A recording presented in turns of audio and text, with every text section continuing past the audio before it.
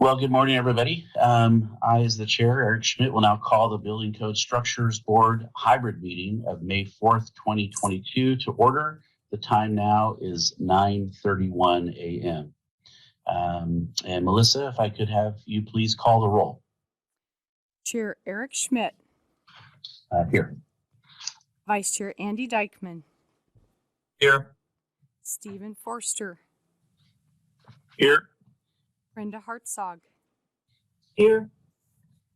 Gary Hakinen will arrive late. Marshall McGrady. Here. Randy Samuelson. Here. Eric Sandoval. Here. Mr. Chair, we have a quorum and all are connected by Zoom. Excellent. Thank you very much. Good to see everybody. Hope you're all doing well. All right. So let me go ahead and move to the next item, asking the committee, the board, whether or not they have any changes to the proposed agenda. And hearing none, just one last chance. Any changes? Okay. All right. So I'll rule the agenda and order of business approved and ready to move to the next item. Next up is the approval of the February 2nd, 2022 draft minutes, and asking any questions, any comments as it relates to the minutes.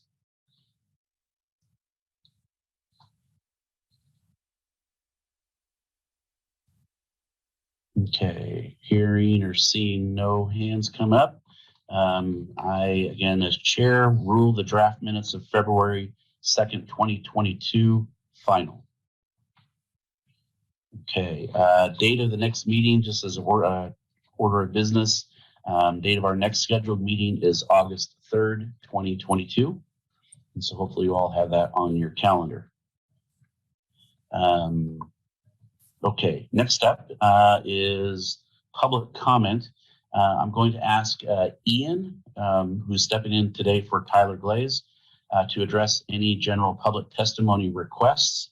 I guess what I would like to ask concurrence of the board is I don't know how many public comments we might have today, but I would like to propose limiting public comment to no more than either 3 or 5 minutes, but I want to get consensus from the board on that.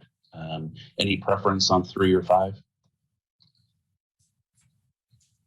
I say 3. We have general. Okay, Andy, comfortable with 3? Okay, Brenda? 3's fine.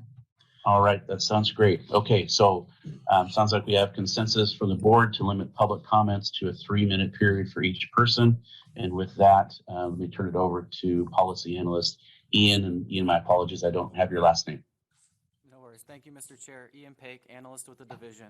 We've had no requests for general public testimony today, but I'd like to leave the line open for just a moment in case there's anyone. Okay, Ian, you're really quiet on your mic. Hello, Mr. Chair. Yeah. We've had no requests for general public testimony today, but I'd like to leave the line open for a moment just in case anyone in the Zoom channel would like to comment. Okay, that sounds good. Thank you very much. Appreciate it. All right, under reports and updates, going to turn this over to Mr. Tony Rocco, our Structural Program Chief for Policy and Technical Services, to see if there's any updates on the structural program. Yes, thank you, Mr. Chairman and members of the board. For the record, Tony Rocco with the division, reporting from our boardroom today, as you can see. Here's a quick program update for the board. Our team has been focused on the 2022 OSSC publishing process, which is a major team undertaking, as you know. And so I just want to take a moment to have a big thanks to all of our technical team members for the way they've stepped up to help us achieve a great code publishing process. We are still currently on track for the anticipated effective date of October 1 and look forward to some of the great changes that this board approved. And also, we have a new policy analyst to introduce to the board. Ian Paik is a new policy analyst with the division. Ian is a recent graduate of the Lewis and Clark Law School, and we're really excited to have him on the PTS team. So welcome to Ian. And that's all for my update, Mr. Chair. As always, I'm happy to answer any questions. Thank you. Excellent. Thank you, Mr. Rocco. And Ian, and my apologies, your last name again? Paik. Paik. Okay, thank you. Congratulations to your new position and welcome to Building Codes Division. All right, again, thank you, Mr. Rocco, for the report. Next item is under agenda number 6, which is House Bill 2180, Electrical Vehicle Charger Infrastructure Rules. We are looking for a motion today. The board has 3 options outlined in terms of potential motion language. And at this point, I will turn it over to Ian, fresh in his new position, in place of Tyler Glaze, to introduce the item. And we also have Mark Heiser and Tony Rocco here are available for technical support and any questions and clarifications. So Ian, please go ahead, sir. Thank you, Mr. Chair. Our first order of business today regards the electric vehicle charger infrastructure rules. So a little background on that.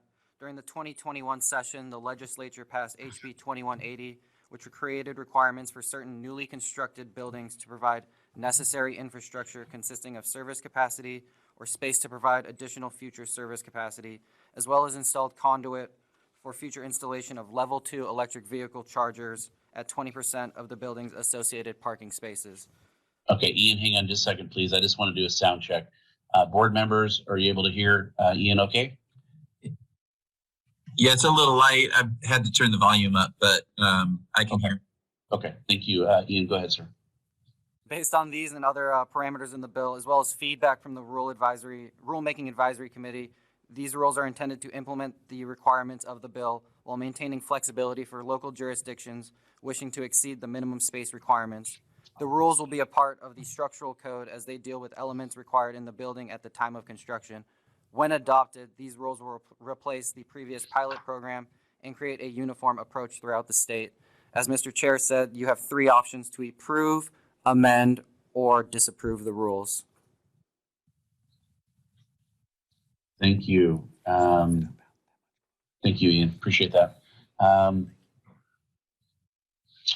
All right. I guess, Mr. Rocco, if I could just, or Mark, any process clarification that you'd like to talk to the board about in terms of the process that this went through to ultimately bring it to the board today? Thank you, Mr. Chairman. Again, Tony Rocco with the division. Nothing in particular, Mr. Chairman, but we're happy to answer any technical questions you may have. Okay. This did go through the Rules Advisory Committee, as Ian noted. Okay, thank you. All right, Eric Sandoval, please.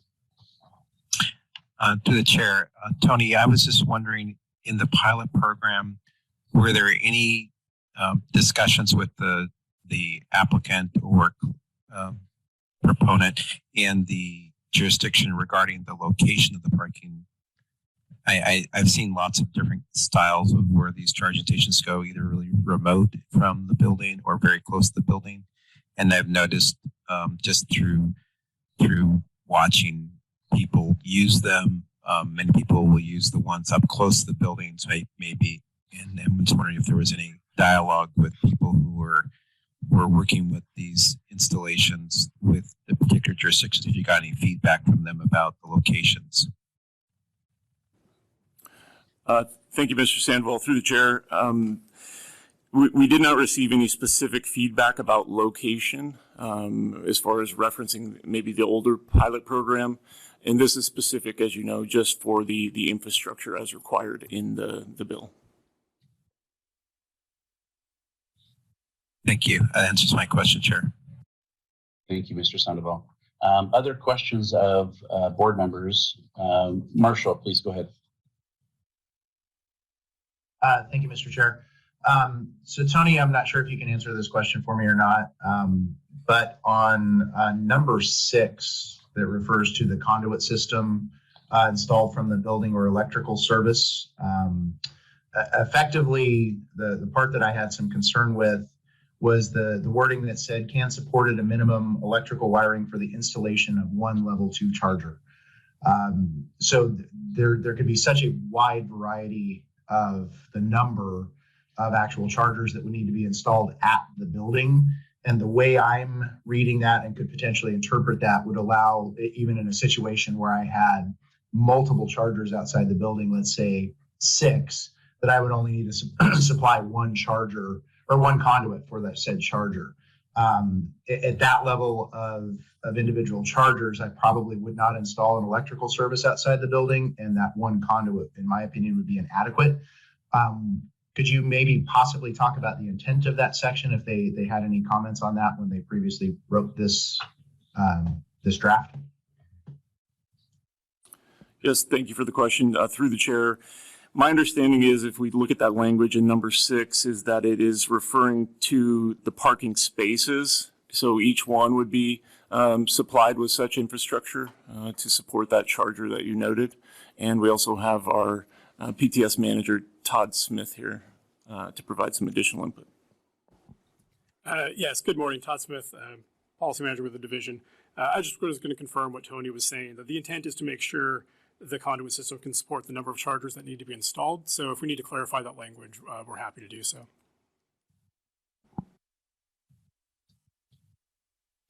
Thank you both.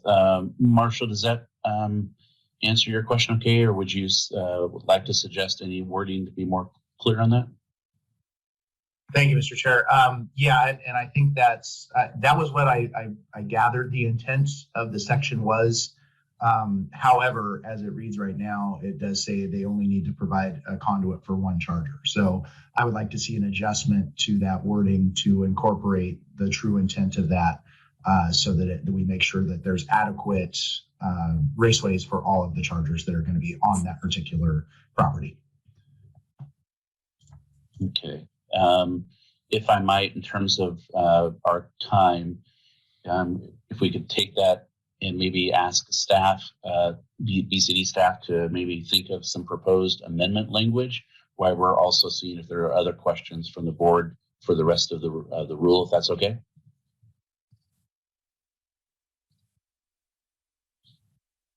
Mr. Rocco, does that sound okay to you? Yes, thanks, Mr. Chairman. At your pleasure. Okay, thank you. So we have that number 6 identified for some potential modification amendment language. So are there other questions or comments from the board for this rulemaking? Yeah, Mr. Chair. Steve, go ahead. Yeah, just a question for whoever on the division side that would be best to answer. But I was just looking for a little bit of clarity. Just want to make sure I understand the sort of the process here. So it looks like we're proposing to adopt draft rules that will then go to rulemaking, and then subsequently there will be code language developed in that process. Is that correct? I mean, this is a little bit unusual, or not unusual, but it's not just a straightforward code adoption, obviously. So I'm just trying to make sure I understand sort of what we're approving and what the next step is, and then how this makes it eventually, I'm presuming, into the structural and electrical code, I'm presuming. But if one of the division staff, you could give us just a quick overview of the overall process here that we're looking at. Thank you. Thank you, Steve. Mr. Rocco, you have thoughts on that, please? Todd Smith again with the division. I'll take that one. Okay. Yeah, so I can give a quick overview of the process. Obviously, these rules were based off of the bill that was passed. We went to a rule advisory committee with a draft. We had some input, made some changes, brought the new draft here to the board for approval to go to rulemaking to add this as a structural code requirement. From here, we would go through our normal rulemaking process, including public hearings. We can make those adjustments as the board would like to see today during those drafts. And then the code amendments will, if necessary, will go into the electoral code as well through a separate code making process on their side in their normal code adoption. Okay. So does that help, Mr. Forrester?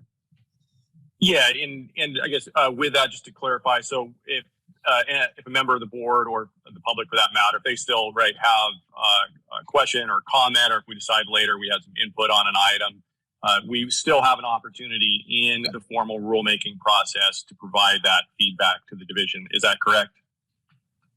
Again, Todd Smith with the division. Yes, that's absolutely correct. This is not the final draft. You're approving the concept to go through the rulemaking process. We'll bring a draft to another public hearing where we'll take more public comment and give another opportunity for people to see the amendments that are made based off of the comments from today and provide additional feedback. Perfect. Thank you, Mr. Chair. Thank you, Todd. Thank you. Thanks for that question. Other questions or comments on this one? Reviewing these draft rules. And if not, let me maybe ask staff, any chance you might have some thoughts about the number 6, some amendment language?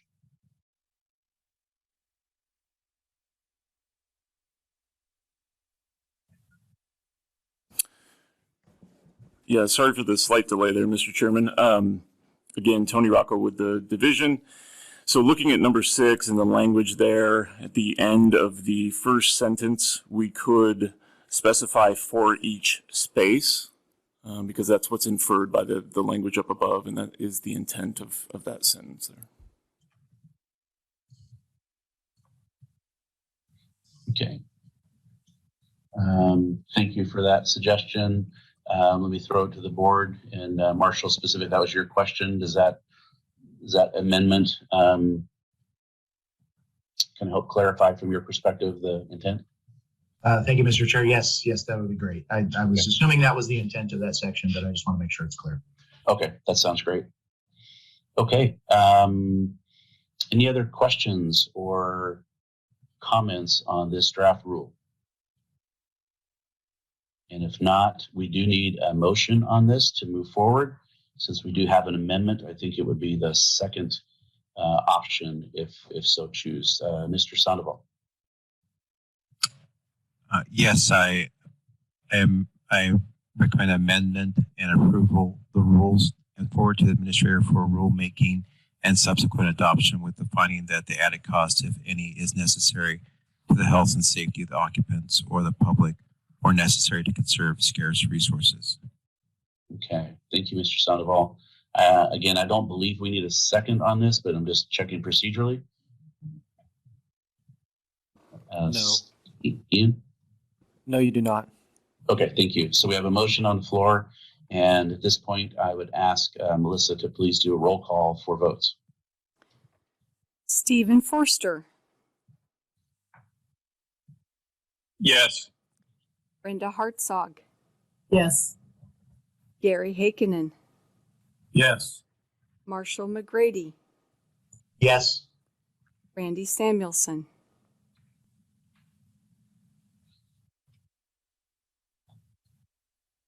Sorry. Yes. thank you, Eric Sandoval, Aye. Vice Chair Andrew Dykman, Yes. Chair Eric Schmidt. Yes. Motion passes.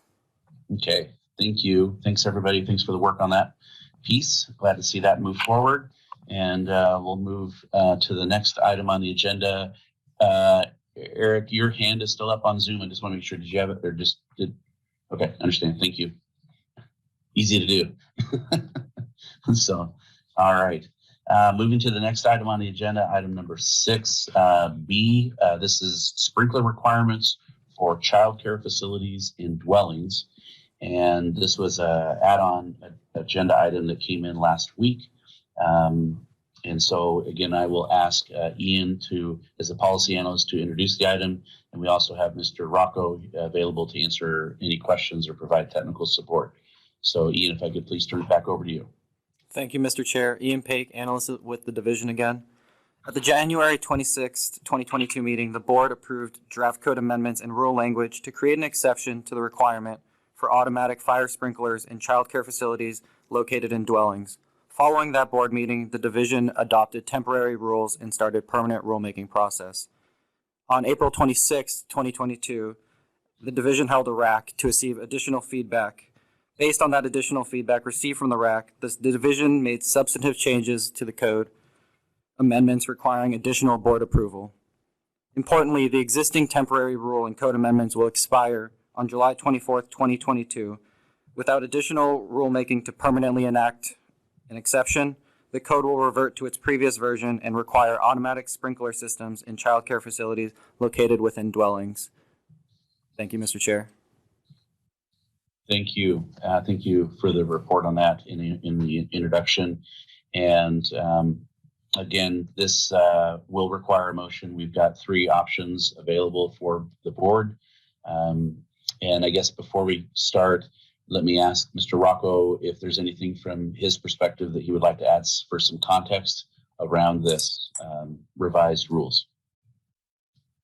Yes, thank you, Mr. Chairman. Again, for the record, Tony Rocco with the division. So as Ian noted, the board acted on very similar language previously in that January meeting.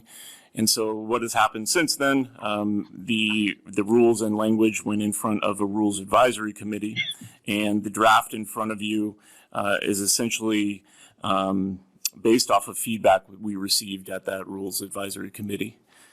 And so we have a pointer language in the ORSC that we can briefly cover.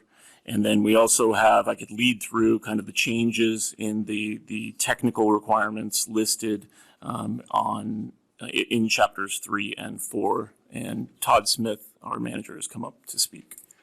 Yeah, briefly, I just wanted to make sure, I know we have a lot of people on our virtual meeting side. I just want to make sure if anyone wanted to give public comment on this topic that we provided an opportunity to see if anyone wanted to do that.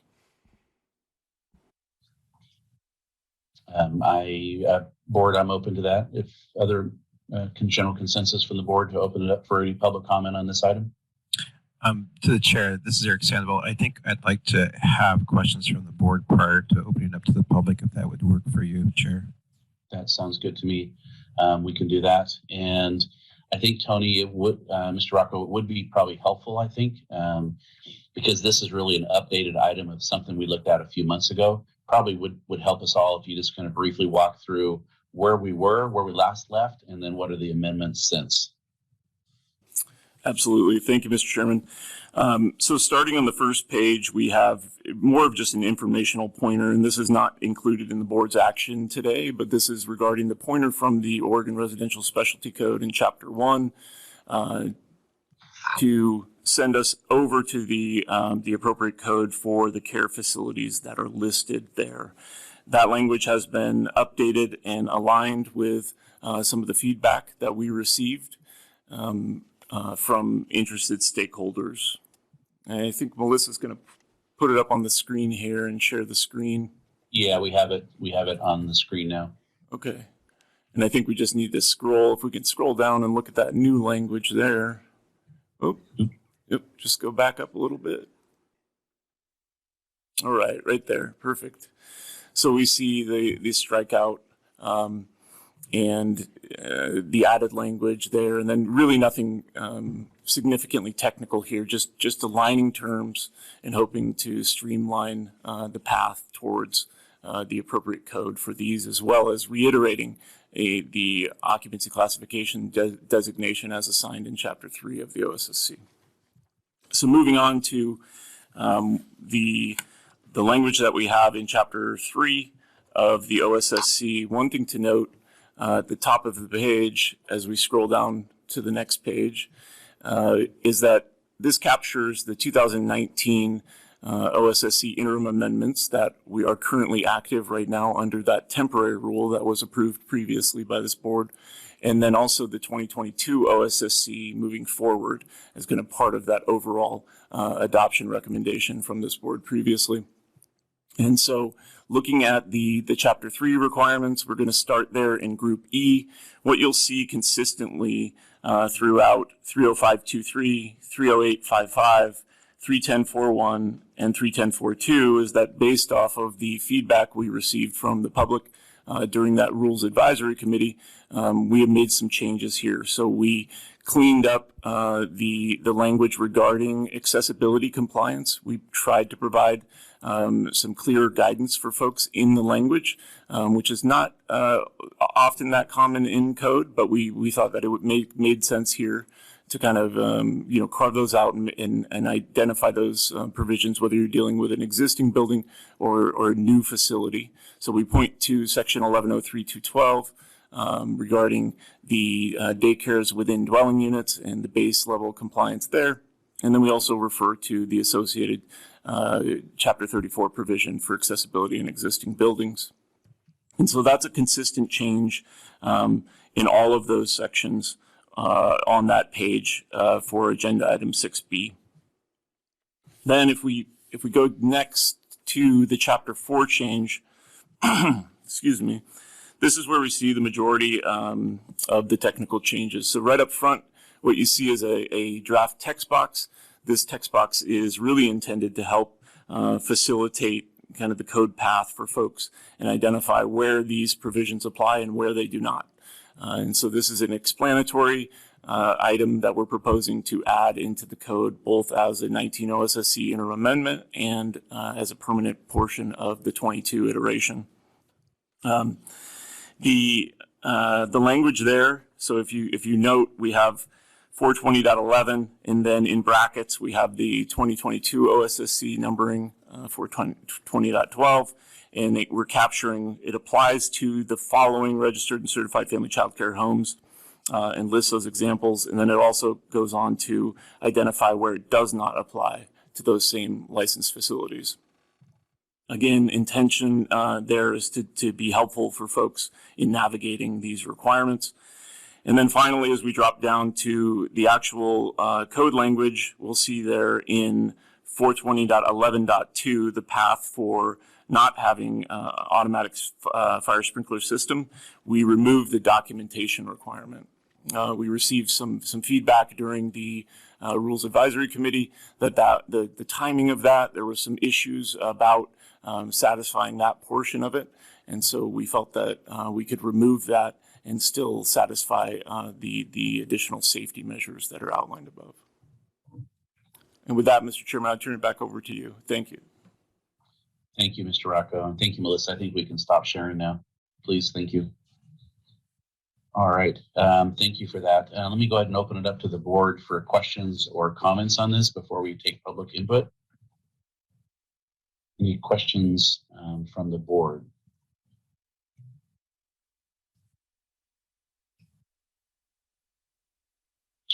Okay, hearing none, seeing none. Okay, all right. So let me go ahead and I don't know who all might want to have public comment, but if there are any others, maybe Ian, I can turn that back over to you, I guess, for public comment. Thank you, Mr. Chair. Ian Paik, analyst with the division. I'd like to open up the floor for public comment.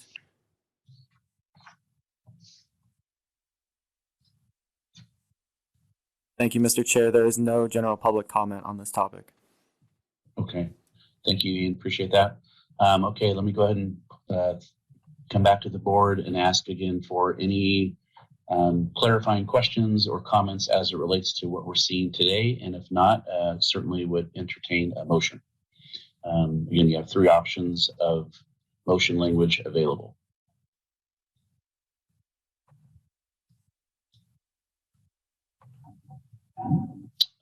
Vice Chair, Mr. Dyckman, please. Motion to approve as submitted. Okay, and just for clarification, BCD, do we need to read the motion as it's listed? Yes. Yes, okay. Please. Vice Chair Dyckman, do you have that motion language in front of you? PDF.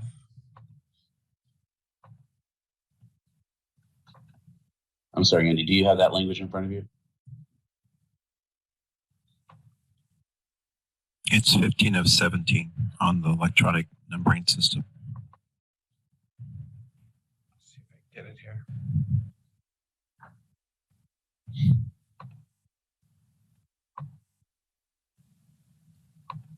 Oh, I don't have the draft language in there. Mr. Chair, I'm I'll let somebody else happy do it. yeah, Mr. Chair, I'm happy to make that motion. Okay, Vice Chair Dyckman, are you comfortable with that? Absolutely. Okay, please, Mr. Forrester, go ahead. Yeah, I'd like to make a motion to approve the rules and forward to the administrator for rulemaking and subsequent adoption with the finding that the added cost, if any, is necessary to the health and safety of the occupants or the public and necessary to conserve scarce resources. Okay, thank you for that. We have a motion on the floor to approve. the rules and send them forward to the administrator for rulemaking and subsequent adoption. And again, at this point, I will ask Melissa to please do a roll call. Stephen Forster, Yes. Brenda Hartzog, Yes. Gary Hagenin, Yes. Marshall McGrady, Yes. Randy Samuelson, Yes. Eric Sandoval, Aye. Vice Chair Andrew Dykman, Yes. Thanks, Steve. Chair Eric Schmidt. Yes. Motion passes. All right. Thanks, everybody. Thank you, staff. Thank you, everybody that participated in rulemaking for this, and that will move forward from this point. So again, thanks everybody for the work. At this point, we'll move to announcements, and I don't have any specific announcements other than, again, I hope you're all doing well. And I know this is our first hybrid Zoom meeting, and it seems to have worked well, I guess, but seems I'd be curious to get BCD's input on this. Have you guys done some of these meetings already, or is this literally the first one? This is the first one, Mr. Chairman. Okay. All right. Well, so far so good.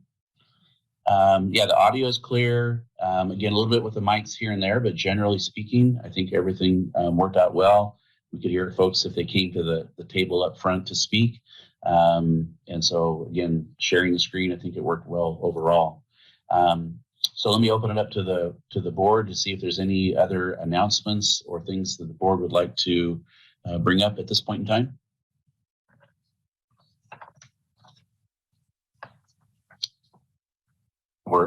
Or you want some more time back on your calendar. That's what we're really looking for, right? Okay. Well, it does not, at this point, I do not see any additional business on our agenda. And since there is no further business, I will now announce that the board meeting today is now adjourned at the time is 10:03 a.m. Great work, everybody. Nice Thank job. you, Mr. Chair. Absolutely. You guys all, everybody take care. Please take care of yourselves. Be safe, and we'll see you soon. Thanks, staff. See you guys. Yeah. Thank you.